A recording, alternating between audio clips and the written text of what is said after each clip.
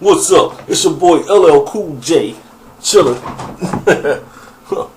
You funny cats. Nah, it's your boy Carcino. Once again. And let's talk about this. Now, we got an email from, I guess this is representatives of Meek Mill. And they're basically, of course, they're defending him. But I don't like this anonymous crap saying,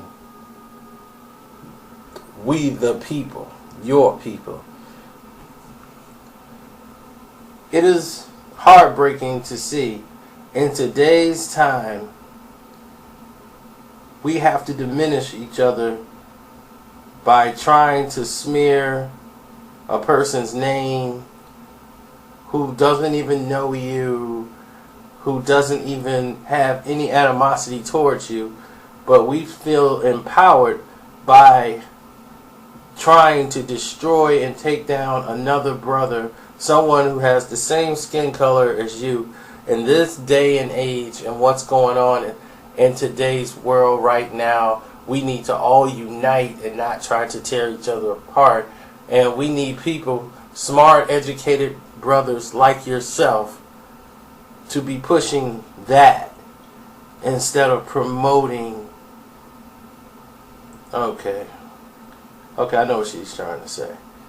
She missed the word, but yes, instead of promoting violence. She just made a mess here, but I get it. And I'm assuming this is a female, because males don't really talk like this. If this is a male, I'm sorry. I know you are better than this.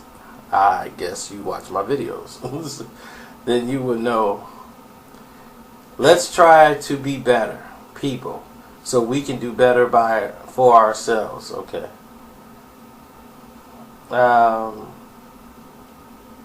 I hope this reaches you and awaken you, and I believe in you so you can show your masculinity to the rest of the world.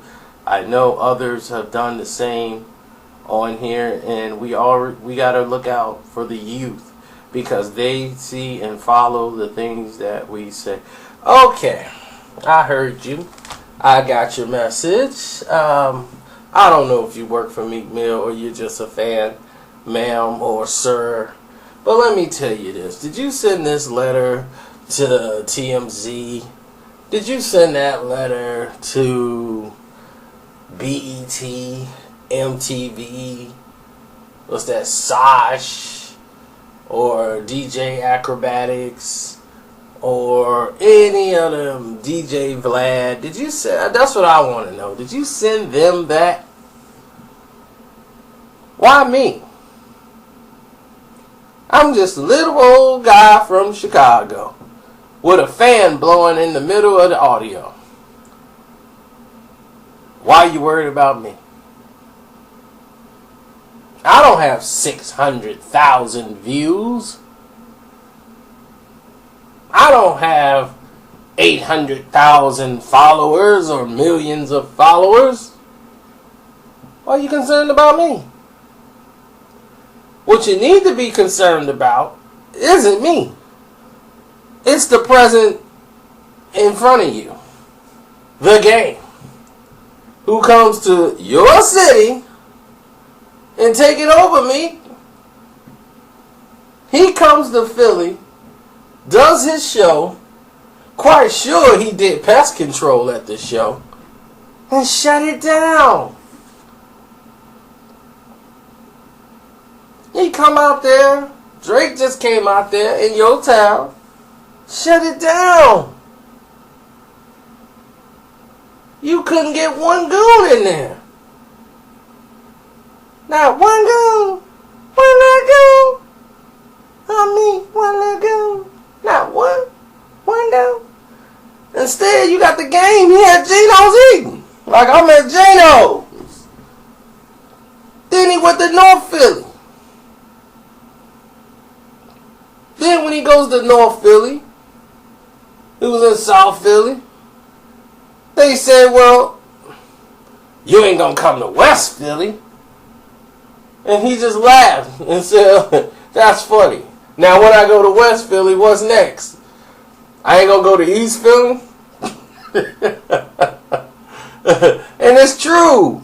Y'all need to just stop. The man came to Philly. Meek was nowhere to be found. He knew the gang was coming to Philly. I thought you had Philly on lock. You the king. You ain't even know he was there. You the king, right? That's north, south, east, left. All right, ain't that right? North, south, east, and left.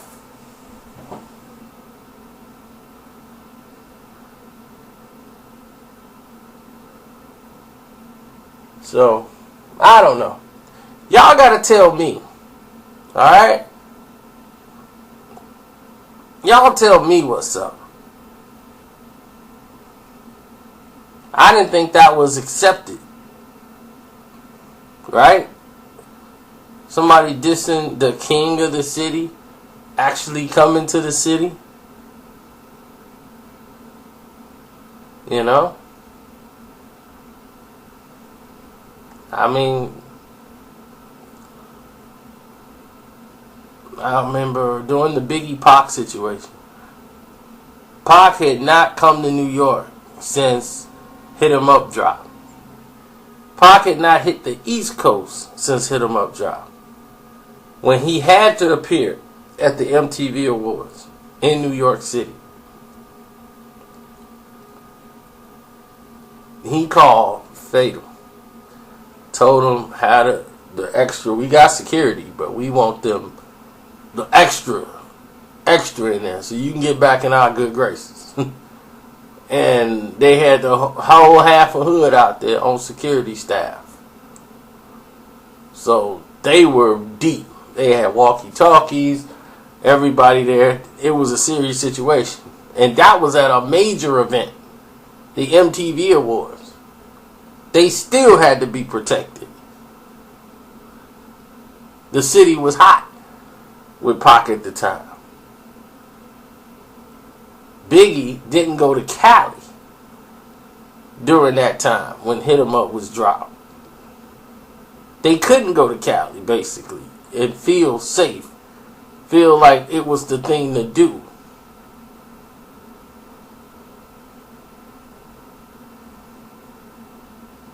Once he passed, then they started making these trips to Cali, and it was tough. Before Big passed, he was going through a lot. Doing shows, doing radio, and people, man, F you. You know, they was still hot about the Pac thing. Pac had only been dead for like 3-4 months. And they out here touring and doing shows in Cali now. Trying to, like, mend the wounds and say, hey, man, that brother, rest in peace. We really didn't have a beef. He was trying to smooth things over and kind of be the ambassador on both sides. And unfortunately, it didn't work out that way. He tried. And this is a situation where people feel like I can just go do whatever. I could diss anybody in your city and come to your city. And there's no problems. Game just came into town just to show you he can and do whatever he want and leave. Now when this video dropped, then it's really over. See, everyone thought Drake killed him and finished him, which he did. But everybody, it's not me. It's not just me. Everybody knows now that Meek Mill isn't that great of a rapper. I told you that then. I'm like, yeah, like he's trying, but he's really not that good. He's like a novice. Now, People are like, Meek Mills is garbage. See, when the majority of the other people start pointing out the fact that he's not that good, others will follow suit. Now what you see? You see a whole revolution of people saying how Meek Mill isn't nothing. Oh, now Meek is the worst thing ever. Now everybody's in agreement. You see what I'm saying? Even people in Philly like, man, he don't really rep us like that. We don't really mess with Meek like that. See, now people gonna back away from him. Because see, they really didn't want to hitch their cart to you anyway. They just felt you was the one to do it. Now they know better. Now they know they messed up. They picked the wrong one. You can't put a mule in a race at the Kentucky Derby and think the mule is going to win. And think, well, maybe if, we dress the mule up or we give him a Red Bull or something, the mule going to kick in and he can continue. It's still a mule at the end of the day. It's not no stake horse.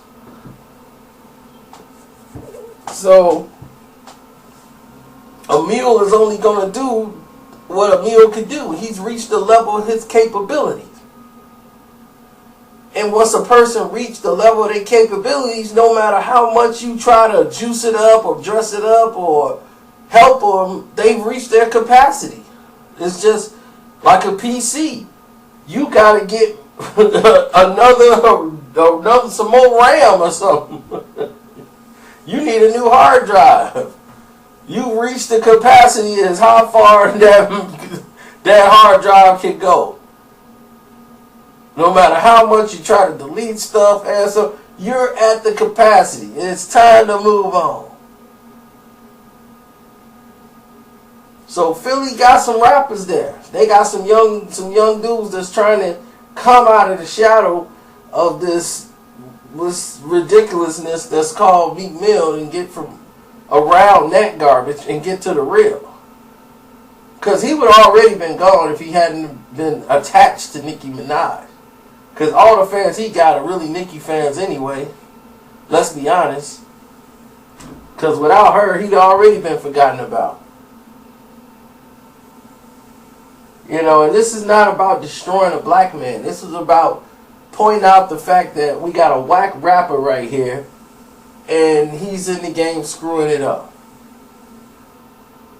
You can't be a super sensitive whack rapper. That's just not going to fly today. Okay? We let the little Yachis and everybody else blast them the way they're supposed to. But you don't blast Meek Mill? Because he attached to that other rapper, the one, the Wingstop dude. He attached to him, so it's all good. Oh, yeah, Wingstop. Oh, got 100 bands. Whoop. Got another crib in the summer. Whoop. Got a new Hummer in the summer. Whoop. It's ridiculous. People follow this guy. Then you got Russell Simmons out here talking about like he a peacemaker on the radio show and all that stuff. And I was glad Roack put him in his place. He on the Hot 97. Yes, see, I had a talk. I'm gonna sit down and have a meeting with the two heads, and that was the first time I really talked to Meek Mill. So I like the fact that we were able to come together as brothers, because I'm from New York and he from Philly and Game from LA. We gonna come together because we don't want no violence. And, with everything that's going on with the police and everything, we just want everybody to be together. I'm like, oh gosh, go do yoga. I feel like him. Go stretch. Go stretch out. Like, get out of here. While he's on Tinder and all that stuff. Grinder. Oh, man. It's a shame, man. Can anybody tell me What hot songs do Meek Mill has? That's on the album. The only Meek Mill song that I really messed with, that I said was dope, was Make Me. It just made me. But Adrian Bronner had that song and the lyrics first. I heard A.B. freestyle it first. And Meek Mill followed suit and went off with it. Adrian Bronner video for Make Me came out about 6 months before Meek Mill even dropped the video for Make Me. Before Meek Mill put that album out, Adrian Bronner was on tour with him. They were rapping and freestyling on that bus. And I guarantee you he heard that verse and that hook for Make Me and went and made the song when he was attached with A.B. I know that's what he did. You know how I know? Because he stole everybody else's songs. That's what he do. He steal a hook from some underground artist. F you mean? F you mean? F you mean? The song with Bootsy. Remember, he stole that from Young Rome. F you mean? F you mean?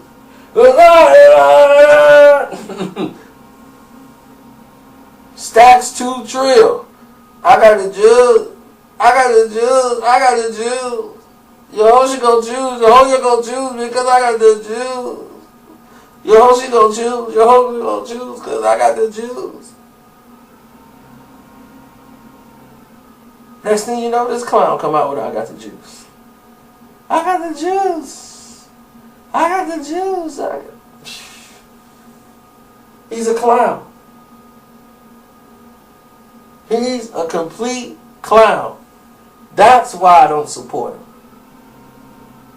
He steals people's songs and don't pay them. But because people are too small in the game, the independent artists, they can't do nothing about it. They don't have the resources to fight them. But they complain about it on Twitter and Facebook. Go look up these people I named. Go talk to Young Rome. Go talk to Prince Easy. Go talk to, he stole Prince Easy whole style. Go look up Prince Easy. Go to YouTube. Say Prince Easy. This is Meek Mill. Prince Easy will eat Meek Mill alive if they would have ever battled. He was done then. That's why he's scared of Chicago. He came here, that boy stayed in the hotel room, had a security force escort straight to the facility.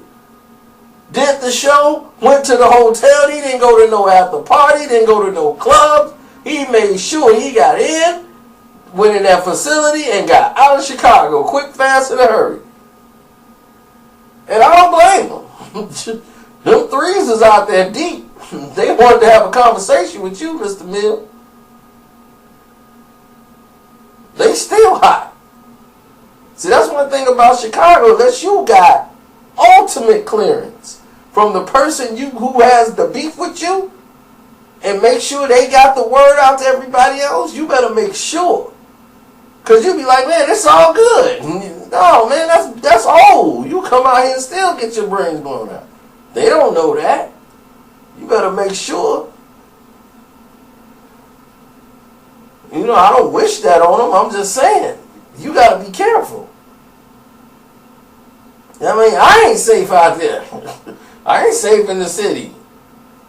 You know, you got to be careful. You got to be, your head got to, you just can't go everywhere. It's just not like that no more. Especially during certain times.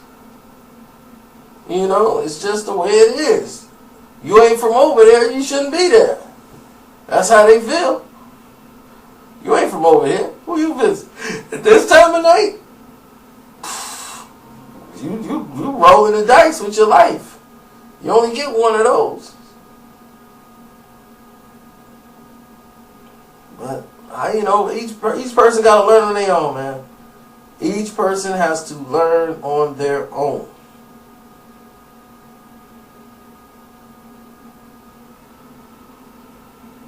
I was there when Rick Ross backed down to Floyd Mayweather. He didn't know what kind of danger he was in that night. That night would have went down any other way. Diddy was there because Diddy is cool with, they're cool with Rick Ross. That's why the beef with 50 kicked off again with Diddy over once he got involved with Rick Ross and decided to sign him. That's when 50 and Diddy soured again. After they had patched things up, it got re-soured over him going in, partnering up with Rick Ross.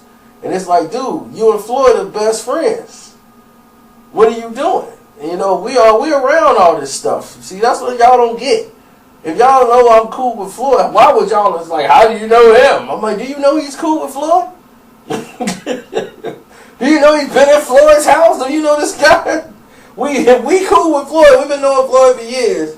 How would you think we would not know or run into these people? It's like, do the math. It's very easy arithmetic. If you cool with Floyd and you in a penthouse suite with Floyd, you got all the NBA stars there. You have NFL stars. You got actors. You have black actors. You have rappers. You have all these people in a room. And I'm in the room. How do you think I didn't meet them or wouldn't know them? It's just common sense. Now, some of these people we got to be really cool with. And that's how, while we out there, we hit them up. Yo, I'm on my way out. We go into the casino. We can roll dice. Some of these people are not, just because you guys see them on TV, you guys think like, man, they rolling. Most of these dudes, they weren't getting paid nothing. If I told you these guys was getting paid less than $10,000 for a movie that you love, like ATL and all those movies, them dudes was making less than $10,000 for the movie. I'm telling you right now, some of the actors in there, they made less than 10 grand to be in ATL. That's why they call low budget movies. You don't want to get into the Friday budget. Friday budget was, this guy got 5,000, this guy got 4, this guy got 6. Everybody made like very little money for the movie. But it was their movie. It's a chance to get out there, to keep your face out there. So if the movie do well, it helps you out. And it ended up helping out a lot of people's careers. Like Chris Tucker ended up blowing up because of Friday.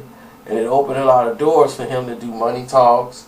And then Rush Hour put him over the map, over the mountain to where he was getting $20 million a film.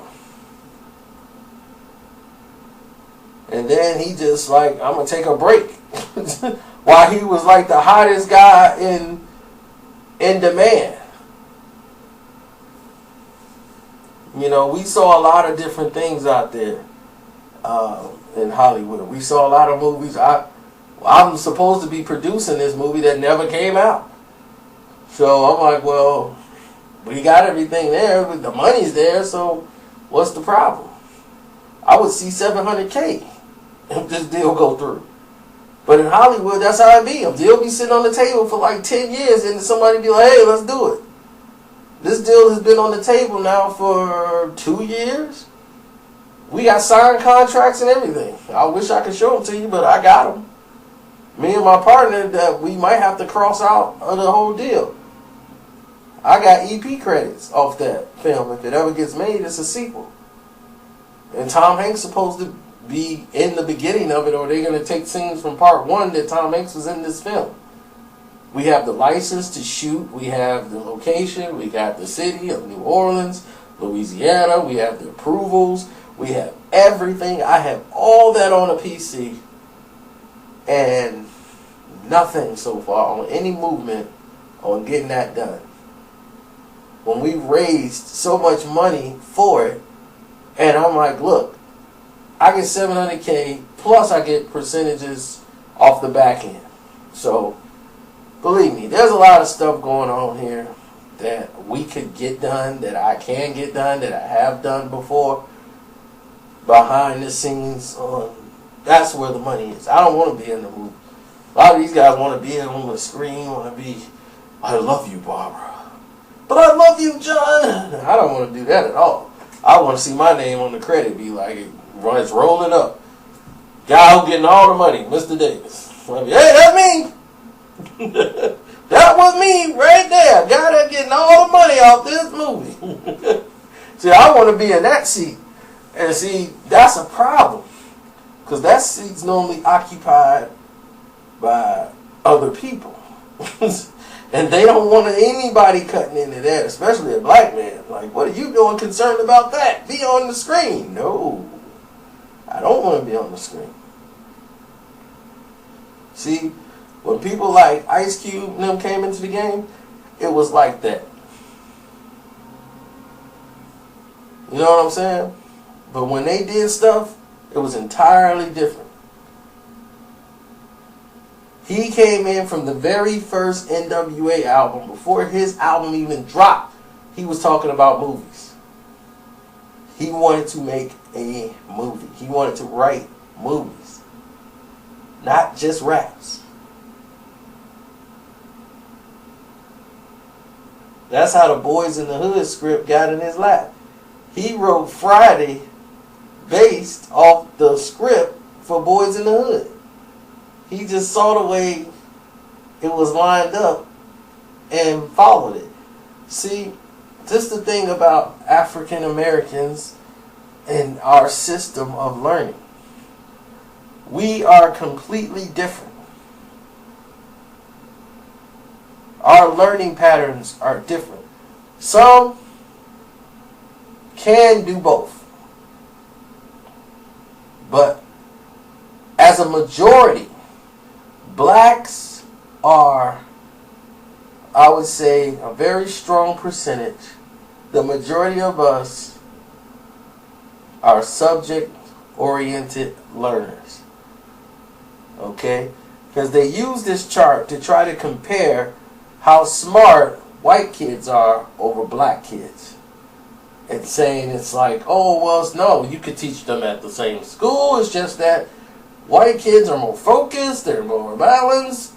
And it's because we have this low thing in the brain, and the scientists said that, and that's why blacks can't operate planes and white people can. We can achieve flight, and they cannot. They used to say this about us. Okay? They are right brain, what is it, right side of the brain, object-oriented learners.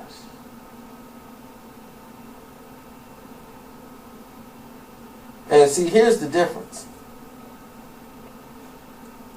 When you're object-oriented learners, you learn better from a book or an instruction.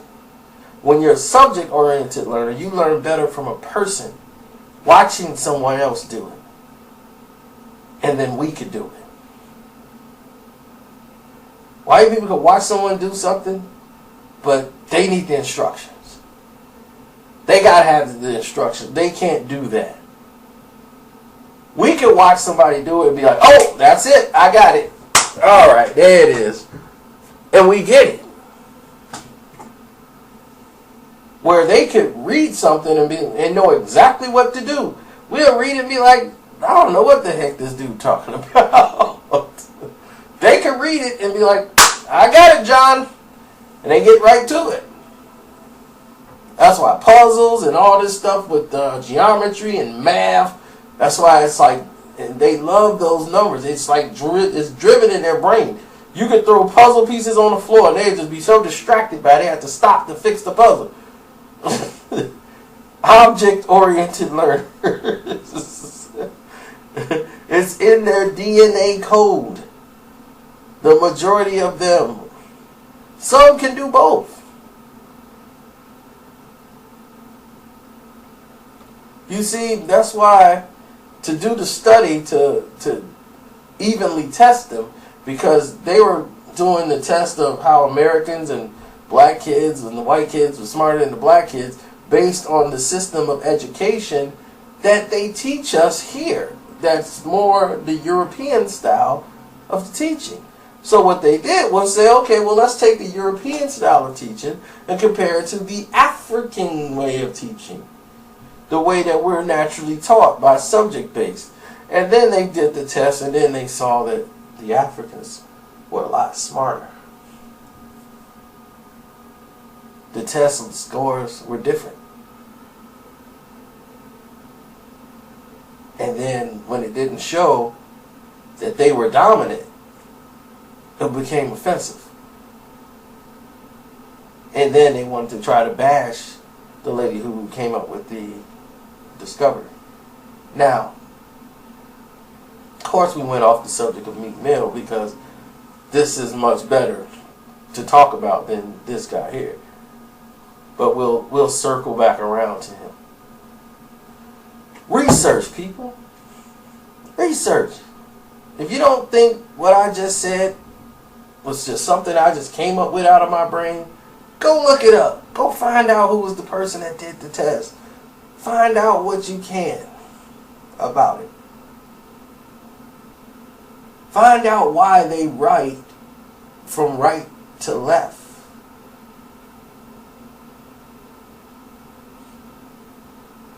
Find out why they ambidextrous.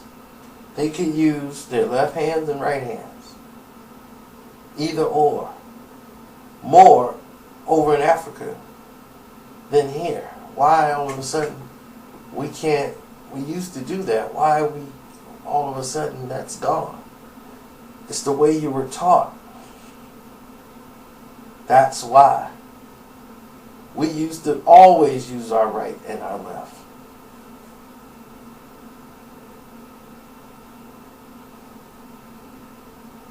So it's a lot of things that were lost in history that we don't use. But we don't read from right to left like we do over there. Over there they read from right to left. They write from right to left.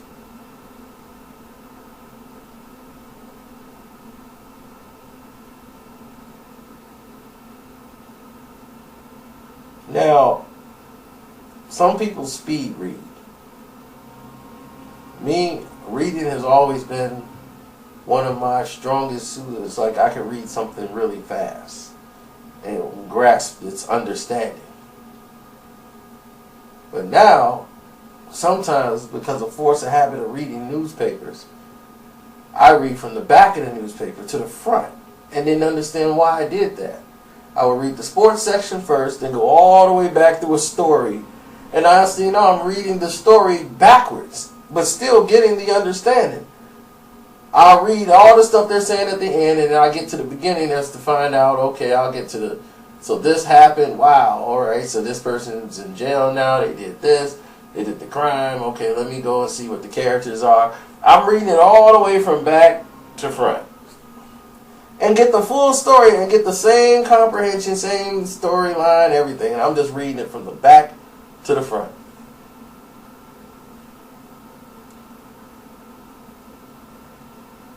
It's just weird sometimes. It comes off weird like that. But, well, that came from reading newspapers.